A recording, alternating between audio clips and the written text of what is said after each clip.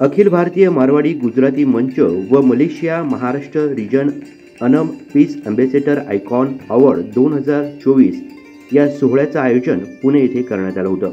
विविध क्षेत्रात कार्य करणाऱ्या व्यक्तींचा यावेळी सन्मान करण्यात आला। या कार्यक्रमाला प्रमुख पाहुणे म्हणून अभिनेत्री मोनालिसा बागल उपस्थित होत्या। या कार्यक्रमाचं आयोजन डॉक्टर अजित हुकुमचंद बागमार यांनी केलं होतं।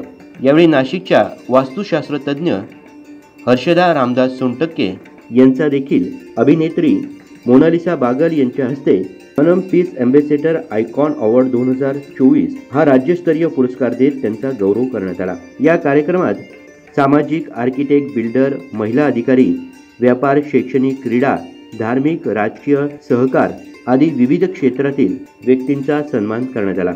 हर्षदा सोनटक्के यांना मिळालेल्या पुरस्कारानंतर त्यांचं सर्व स्तरातून कौतुक होतंय।